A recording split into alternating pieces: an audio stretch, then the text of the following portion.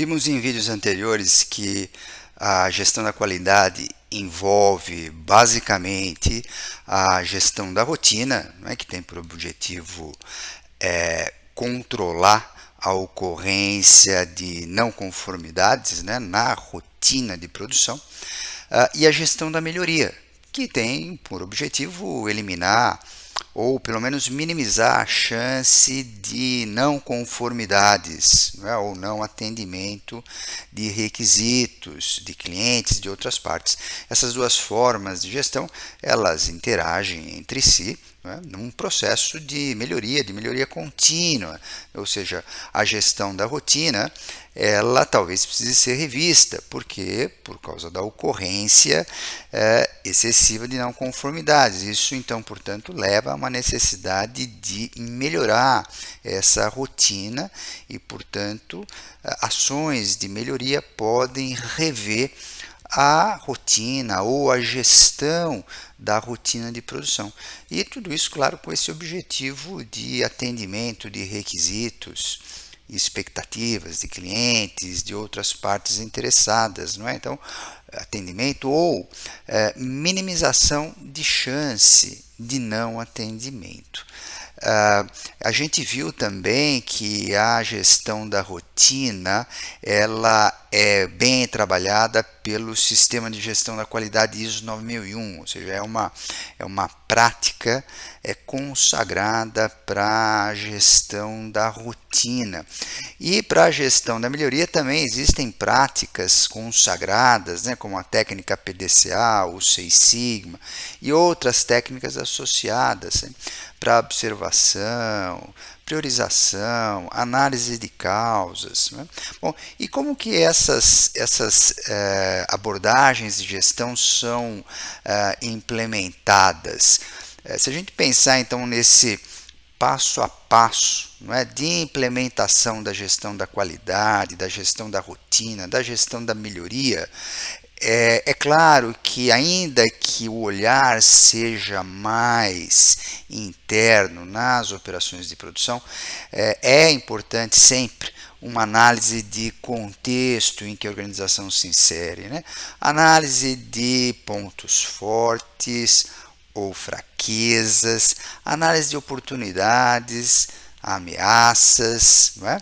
Além disso, existe essa necessidade fundamental de se mapear. Bom, mapear clientes, né, e outros stakeholders e requisitos e expectativas desses stakeholders. Bom, e essas duas grandes atividades, elas são parte do conjunto de requisitos da ISO 9001. Estão lá na cláusula 4 da ISO 9001.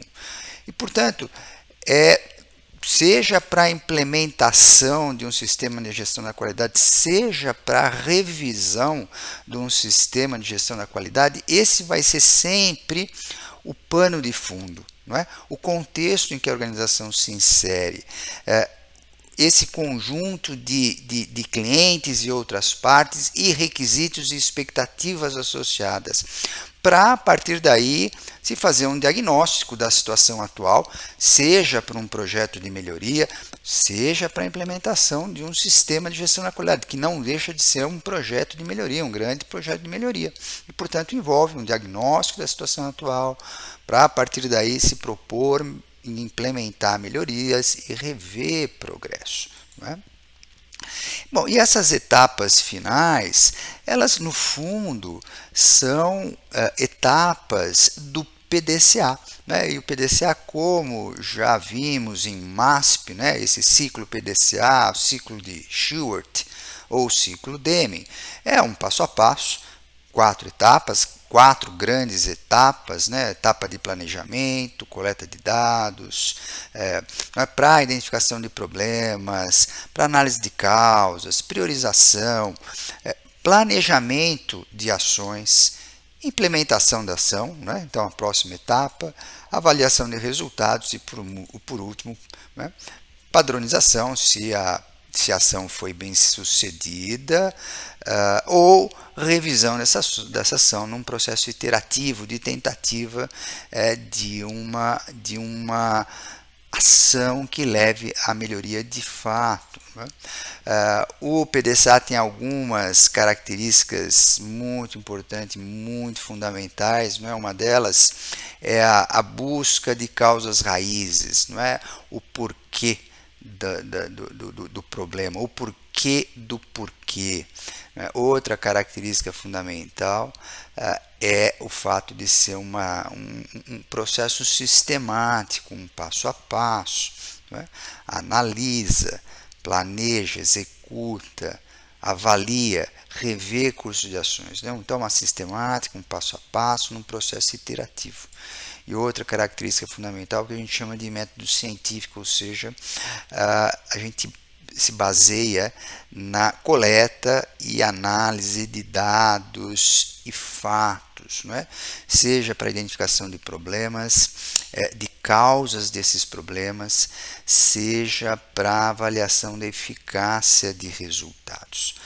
Outra característica importante do PDCA é que a solução ela emerge da experiência, né? Ou seja, se a gente, num primeiro momento, a gente está num nível do pensamento, da reflexão, do conhecimento, né, sobre os processos e problemas associados, a gente necessariamente precisa ir a campo, não é, para o chão de fábrica, coletar dados, coletar evidências, né, para a partir daí definir melhor o problema ou selecionar o problema prioritário.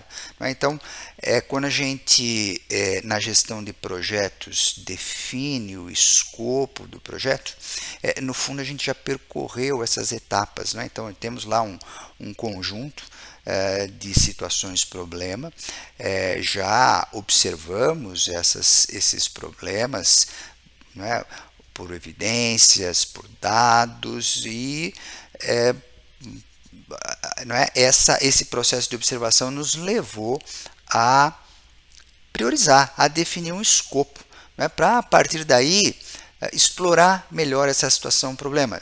De novo, coletar mais dados para entender melhor esse problema, o que leva a esse problema, quais são as causas raízes desse problema, para a partir daí poder pensar em alguma solução, alguma ação que leve à solução, à minimização desse problema, implementação, não é? Coleta de dados para avaliação da eficácia da ação implementada e, né, num processo iterativo, nova reflexão sobre a situação atual, se conseguimos ou não eliminar ou minimizar o problema e assim por diante, portanto, num processo iterativo, num processo em que essas soluções elas emergem dessa experiência, não é? Dessa observação dos resultados no chão de fábrica. Bom, e nesse processo, então, uma etapa fundamental que é do PDCA é o diagnóstico da situação problema.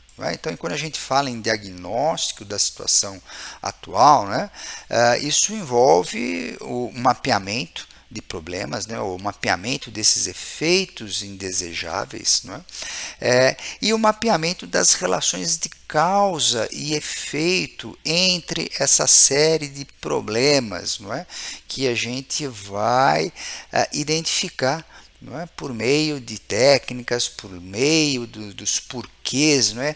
Sempre nos perguntando o porquê do porquê, para, por último, mapear, identificar as causas fundamentais, as causas raízes. Não é? E esse processo de mapeamento de problemas se dá por meio da análise de dados e fatos, né? De novo no chão de fábrica, né? Na tentativa de trazer evidências, observações, não é? Seja por meio de relatos, de registros e outros documentos sobre a situação do problema. E não é fundamental para esse estabelecimento dessas relações de causa e efeito, não é? Identificação de causas raízes. Bom, existem várias técnicas, não é? Uma técnica sugerida para a gente trabalhar é o diagrama de relações ou a ARA, né, a árvore da realidade atual, mas não é a única e na verdade pode ser usada em conjunção com outras técnicas como o 5 porquê. Bom, e são técnicas que em teoria são muito simples, né, mas na prática elas se mostram uma construção, né, bastante complexa, né, a construção de um mind map sobre problemas de problemas, relações entre esses problemas, né? Então, portanto, a gente precisa tomar muito cuidado para não cometer equívocos, enganos, deixar de identificar problemas importantes que estão ocorrendo, não é cometer equívocos sobre relações de causa e efeito entre problemas. Então, portanto, é um exercício que requer bastante elaboração, bastante reflexão, bastante conhecimento sobre a situação problema. Bom, além dessa etapa de diagnóstico da situação atual, ou após esse diagnóstico da situação atual, é preciso propor melhorias, né? E para a proposição de melhorias, uma técnica ou um passo fundamental é o de priorização, né? Porque muito provavelmente teremos vários problemas, várias possíveis causas raízes, né? Qual causa raiz atacar primeiro? Qual é a mais prioritária? E quais são, entre as possíveis soluções, né, para atacar essa causa raiz ou essas causas raízes, qual é ou quais são as soluções mais prioritárias, mais urgentes? E de novo, para isso existem várias técnicas, né?